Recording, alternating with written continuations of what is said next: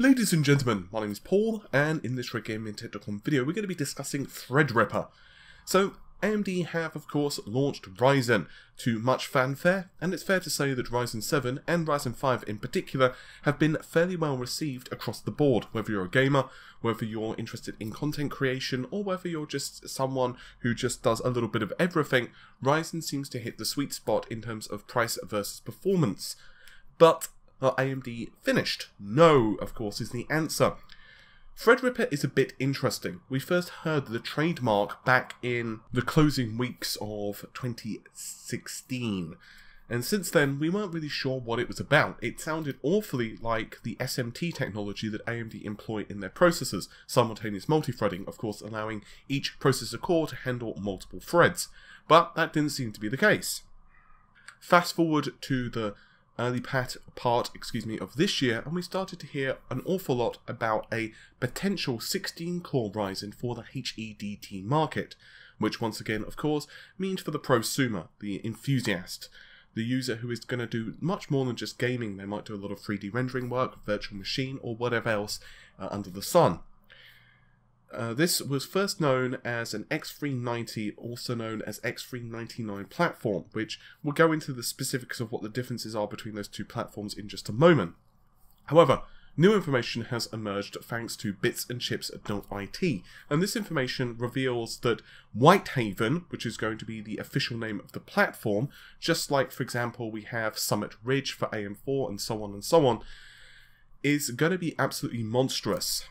ThreadRipper is going to be, I guess, the crown of the Ryzen jewel, which is going to be aimed at the average user. I mean, this is obviously not including Naples, which can actually feature up to 32 processor cores, Zen cores. ThreadRipper offers up to 16 Ryzen CPU cores, and of course that means 32 threads. Now, here's the kicker. This is 4,094 pins. And seems awfully like the two sockets between WhiteHaven and Naples are virtually identical. From what the report tells us, ThreadRipper SP3R2 is pretty much the same physical specifications and pin count of SP3, which once again is Naples. The differences lie in a couple of small things. First of all, the PCB implementation, in that, well, SP3 is available in up to dual socket server boards, in other words multiple socket configurations, so you can actually have two different sockets with two entirely different CPUs, whereas this is not the case with the WhiteHaven platform. It allows single socket only. There are other small differences as well, and these come down to thermal and power design. Primarily it is a little bit lower. It seems that the maximum TDP for SP3R2 is going to be around 180 watts, which is still an awful lot, but once again, we are dealing with up to 16 cores and 32 threads here. There are a myriad of differences between the two platforms. X399, once again to reiterate, is of course to connect two CPUs, and this is, from what we can tell anyway, using Infinity Fabric. Therefore, we have 128, I'm going to repeat that, 128 PCIe 3.0 lanes, half of which are being taken up with Infinity Fabric. There is also a dual 10 GBE Ethernet connector SSD storage, which is an 8+4 lines, and then finally, of course, you have a myriad of different lanes which are reserved purely for GPU tasks. Finally, there is also an 8 dual channel memory controller, and in theory, of course, we are hearing support up to 1 terabyte of DDR4, at least according to the rumours.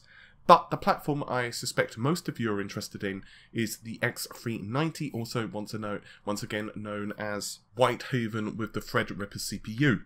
Now, there are a couple of inherent differences here. Primarily, we're going to see full support for quad-channel DDR4 memory. Supposedly, that's going to run up to 6.667 MHz, which should provide ample amounts of memory bandwidth. According to the leaked images which have popped up, we should see at least 3 PCIe 3.0 16 slots, 1 PCIe 2.0 slot, and an M2 slot, of course, and all of this is combined with an absolute ridiculous amount of I/O thanks to 44 lanes for general expansion options, and communication, whereas an additional 4, so once again that means it's 48 PCIe lanes total, 4 of which are reserved for the chipset interconnect. A few days ago I did already touch upon various CPUs which videocards.com had managed to snag, and these include CPUs with 16 cores, 32 threads, which once again is on the WhiteHaven platform, which also known as X390, and the turbo clock speed seems to be about 3600 MHz. That is not too shabby given the sheer number of cores and threads that we're seeing here. In theory, this should mean that Intel are going to have significant amounts of competition thanks to this processor. Obviously, Intel are readying the release of Kaby Lake X as well as Skylake X on its own particular processor, but it's going to be very curious because although we're only hearing rumours of our 16-core 32-thread model, in theory, and obviously there are so many asterisks and caveats that follow that, you could probably go to the sun and back, but still, in theory at least, Intel could actually face up to 32 processor cores with AMD. On this platform, the problem of course is a rather logical one. The market for this is very, very tiny. I mean, no one really, on average user, is not going to be able to afford 32 cores, 32 processor cores in a single chip. It's just way too expensive.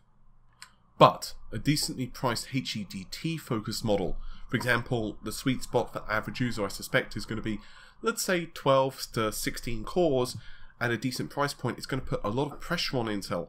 Of course, there are some caveats. What clock speeds are we going to be seeing from both platforms? How is it going to perform in terms of general operations? What the price is going to be? Availability? So on and so on. Is there going to be any bugs on either chipset? But either way, it's good that Intel are facing this level of pressure. It's going to be very curious to see how things evolve over the coming months. And quite frankly, I'm really looking forward to seeing it. I think the only thing left to do, as usual, is just wait and see what both companies do, and well, reap the rewards as customers. With all of that said, hopefully you've enjoyed the video. I'll see you soon. Take care. Bye for now.